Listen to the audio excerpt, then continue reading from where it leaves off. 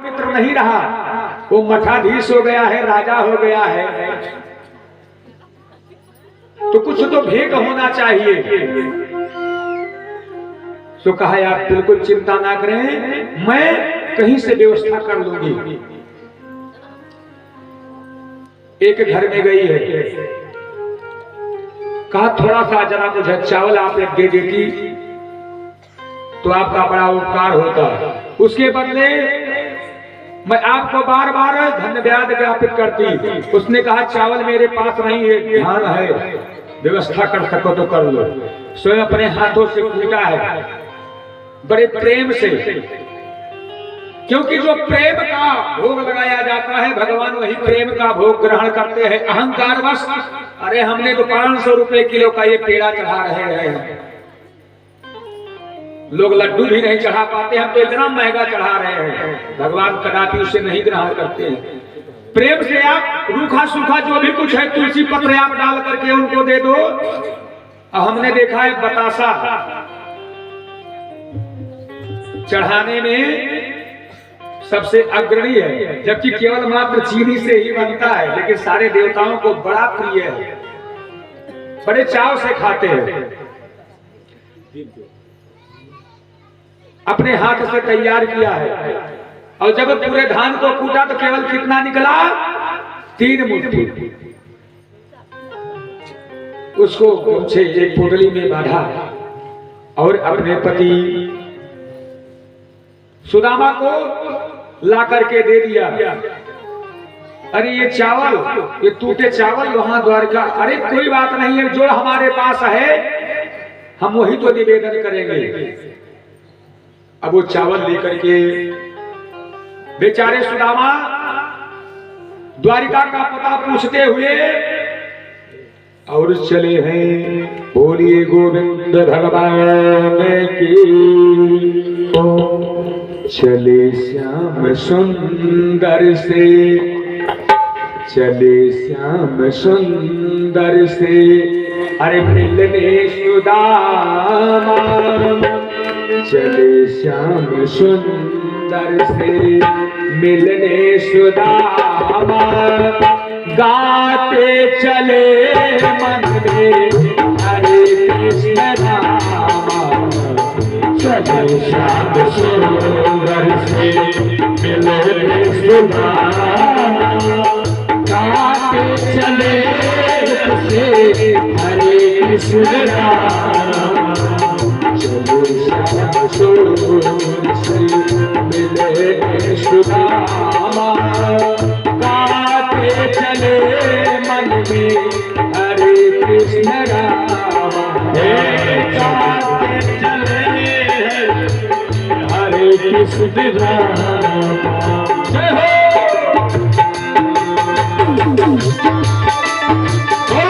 बिहारी लाल की,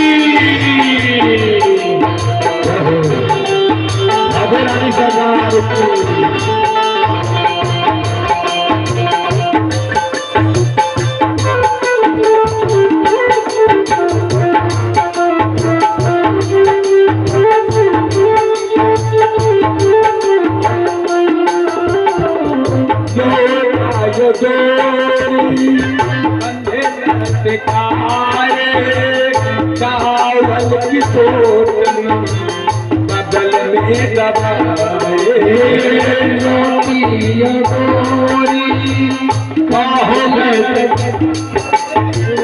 चावल की टोकरी सकरी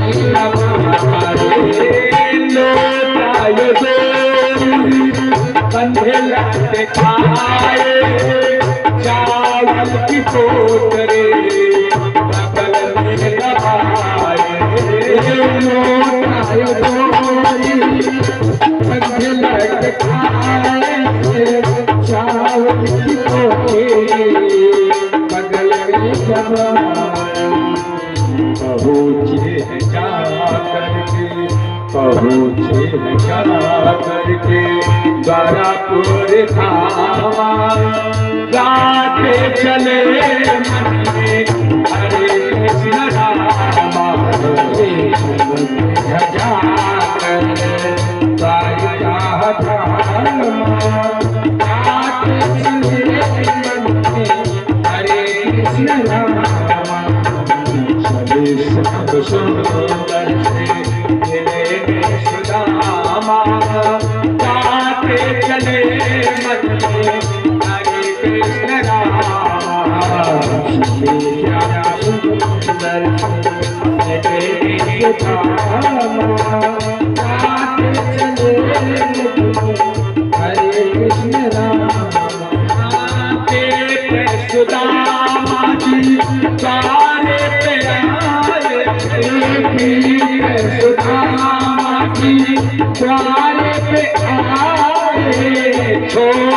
सिंहासन किसने चिढ़ाए, छोटा सिंहासन किसने बिछाए, छोटे सिंहासन किसने चिढ़ाए, छोटे सिंहासन किसने चिढ़ाए,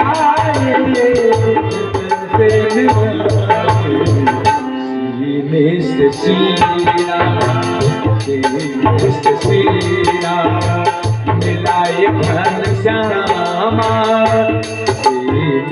जीना मिलाए घन श्यामा, गाते चले मन में हरे कृष्ण रामा,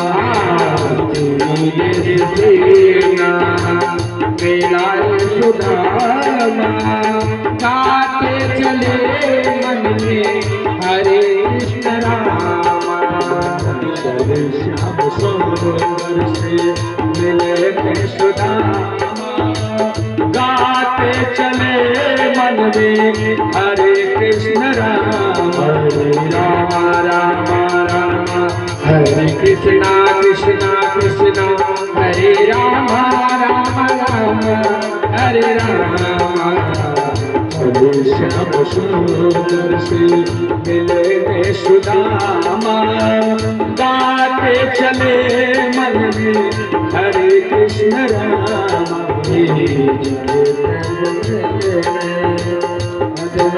सुदामा गाते चले मन में हरे कृष्ण रामा, हंसे हंस के पूछे किसने कन्हाई, कहो भेंट भेजी है क्या भव जाई, हंसे हंस के पूछे किसने कन्हाई, कहो भेंट भेजी है क्या भव जाई, हंसे हंस के पूछे किसने कन्हाई, कहो भेंट भेजी है क्या हम भाई, चावल की पोटली है चावल की पोटली छुपाए सुदामा, चावल की पोटली है छुपाए सुदामा, गाते चले मन में हरे कृष्ण रामा, सुंदर से मिले सुदामा, गाते चले मन में हरे कृष्ण रामा, चले श्याम सुंदर से मिले सुदामा, गाते चले मन में हरे कृष्ण रामा, चले श्याम सुंदर से मिले सुदामा, गाते चले मन में हरे कृष्ण रामा, रहो कुछ दिन श्याम सुदामा, बहुत दिनों से आए किशन के धामा, रहो कुछ दिन संग में प्यारे सुदामा, बहुत दिनों से आए किशन के धामा, ना चाहते हुए अपने बचपन के मित्र कृष्ण से मिलने चला, द्वारकाधीश के महलों के अंदर जाने का प्रयास किया तो द्वारपालों ने रोका, है किधर जाता है? सुदामा ने प्रार्थना की, ऐ द्वारपालो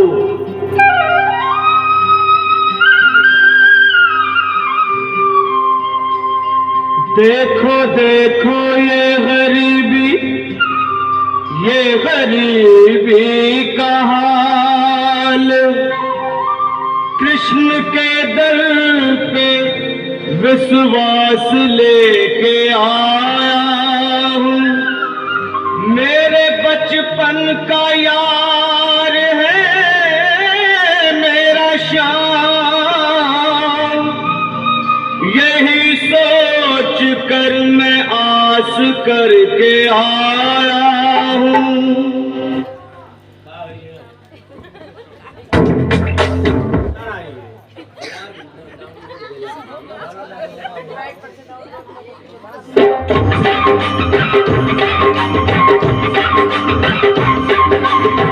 अरे द्वारपालो कन्हैया से कह दो, अरे द्वारपालो उस कन्हैया से कह दो कि दर पे सुदामा गरीब आ गया है, दर पे सुदामा गरीब आ गया है। भटकते भटकते न जाने कहाँ से, भटकते भटकते न जाने कहाँ से तुम्हारे महल के करीब आ गया है, तुम्हारे महल के करीब आ गया है। अरे द्वारपालो कन्हैया से कह दो कि दर पे सुदामा करीब आ गया है, दर पे सुदामा करीब आ गया है।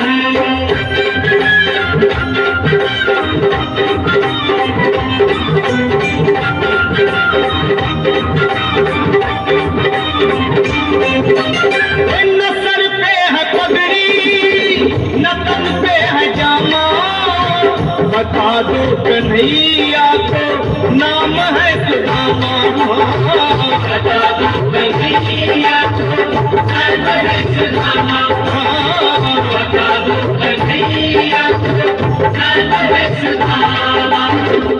न सर पे है पगड़ी न तन पे है जामा, बता दो कन्हैया को नाम है सुदामा। न सर पे है पगड़ी न तन पे है जामा, बता दो कन्हैया को नाम है सुदामा, बता दो कन्हैया को नाम है सुदामा। एक बार मोहन से जा कर के कह दो, तुम एक बार मोहन से जा कर के कह दो कि मिलने सखावत नसीब आ गया है, नसीब आ गया है। अरे द्वारपालो कन्हैया से कह दो कि दर पे सुदामा करीब आ गया है, दर पे सुदामा करीब आ गया है।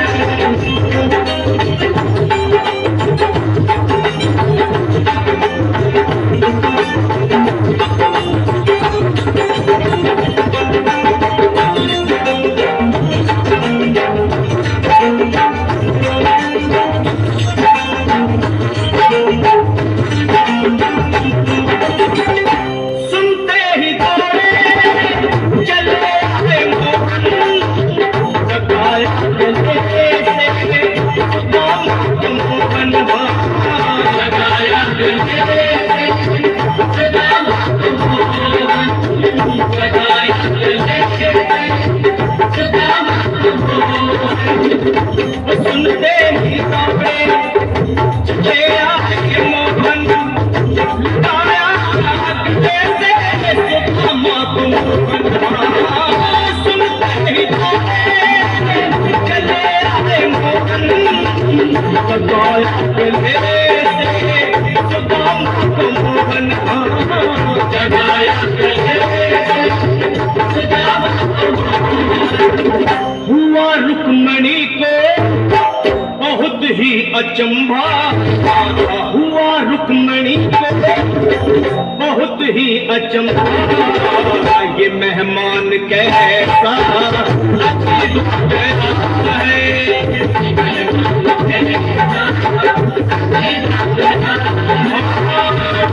रुक्मणी बहुत ही अचंभा ये मेहमान कैसा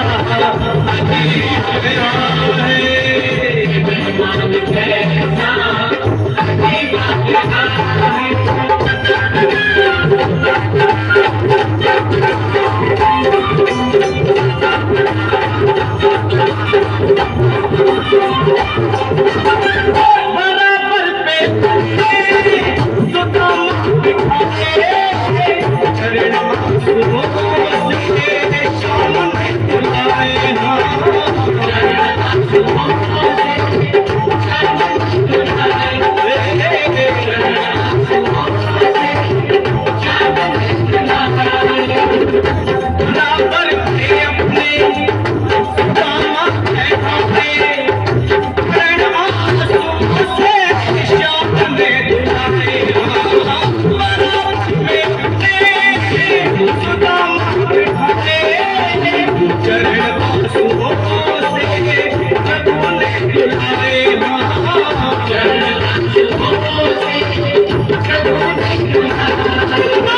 न घबराओ प्यारे जरा तुम सुदामा न घबराओ प्यारे जरा तुम सुदामा खुशी का समा तेरे खुशी का समा तेरे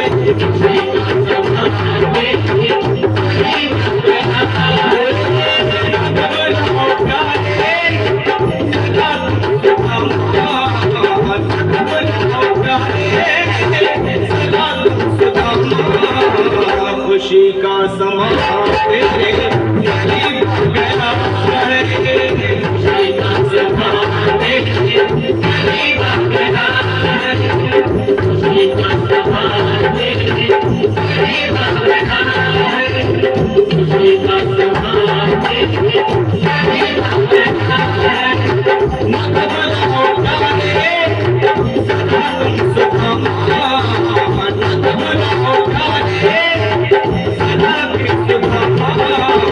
खुशी का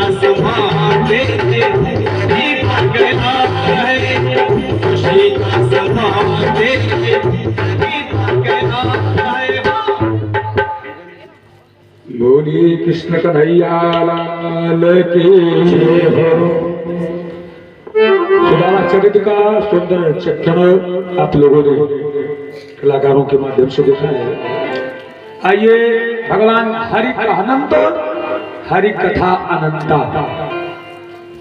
न तो भगवान की कथाओं का कोई अंत है और ना तो भगवान का ही कोई अंत है। ऐसे यदि हम ये कथा कई वर्षों तक गाते रहे, महीनों तक गाते रहे, फिर भी था नहीं लगा पाएंगे, ये सच है।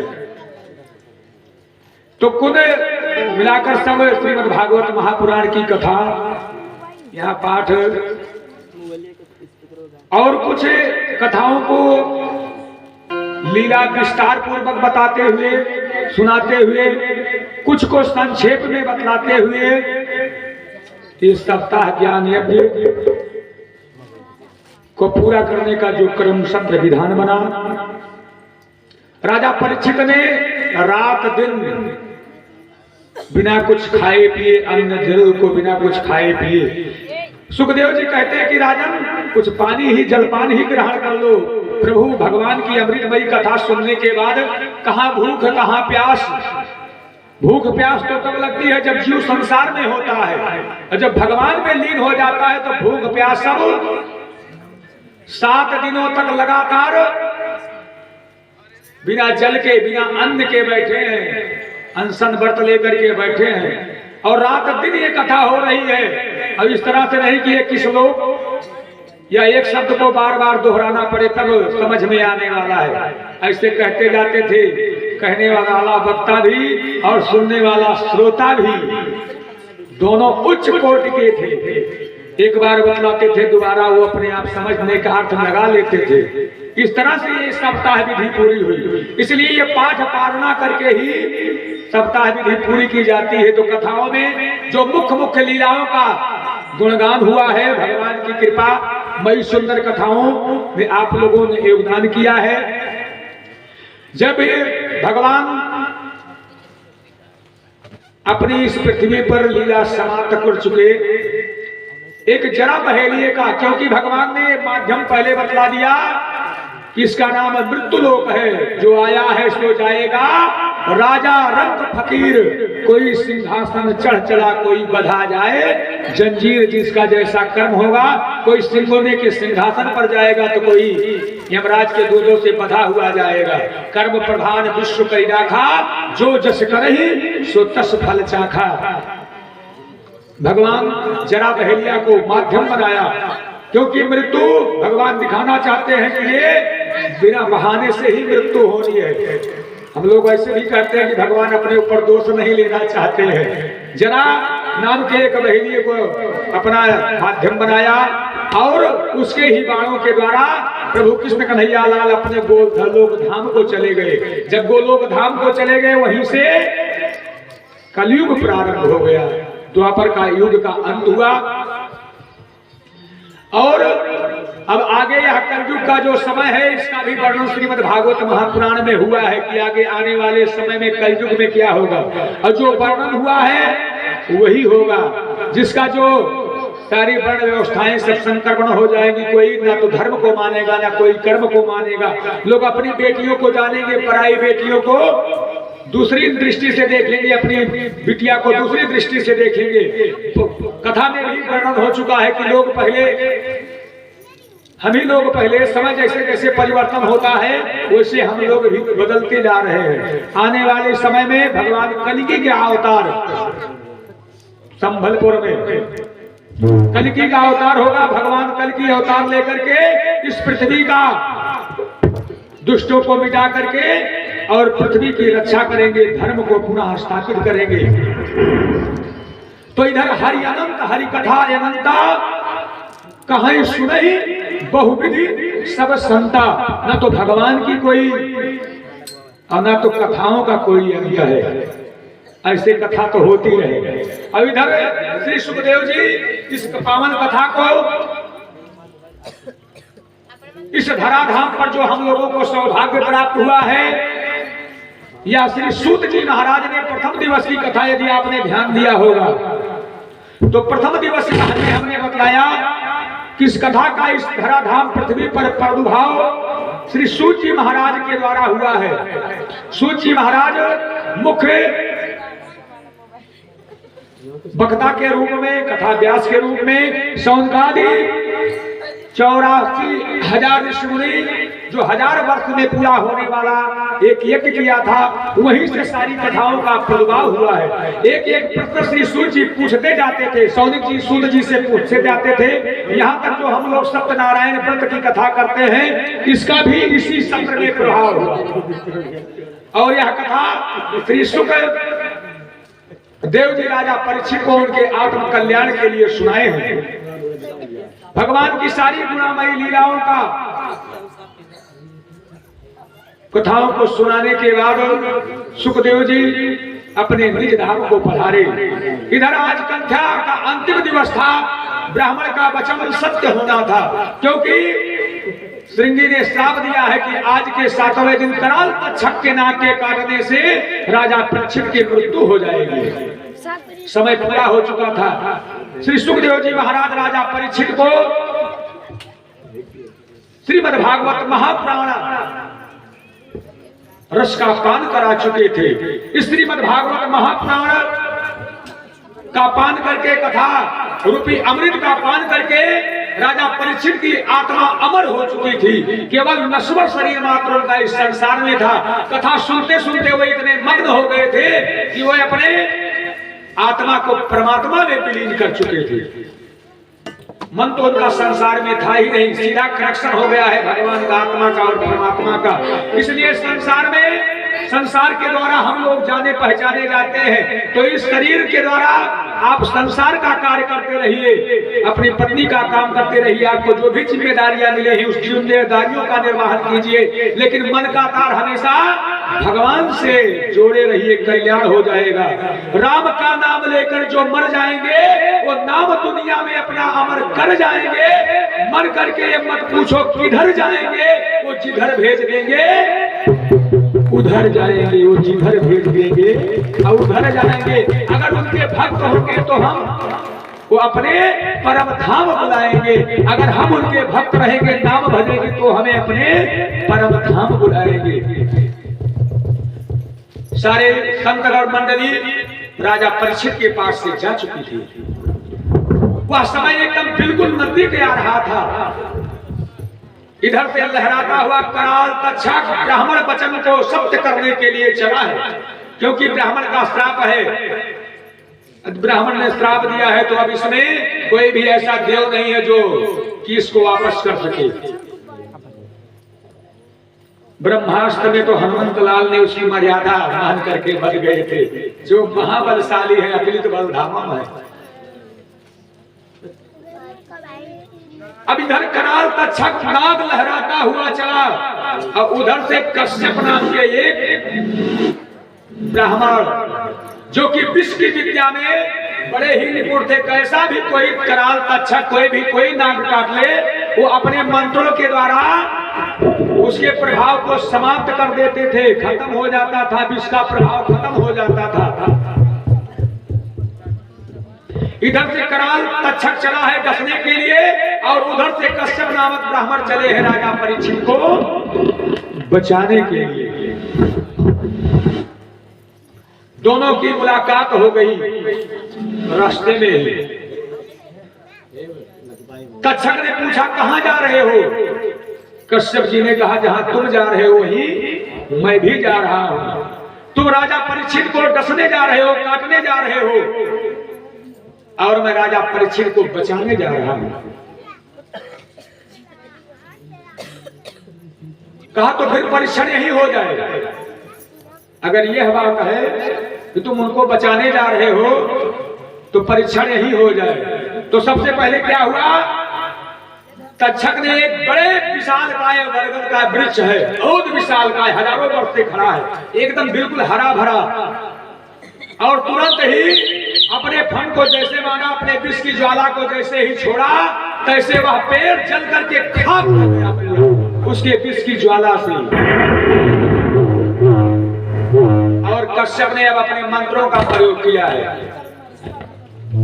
कहा तुमने अपना प्रयोग कर लिया, अब मेरा प्रयोग देखो, मेरे मंत्रों की शक्ति देखो। और हाथ में जैसे ही अपने कमंडल से जल निकाल करके कुछ मंत्रों का प्रयोग करके, और जैसे ही उस वृक्ष पर डाला, वह तत्काल ही हरा भरा हो गया। अब जान गए कि ये पार पाना आसान कार्य नहीं है,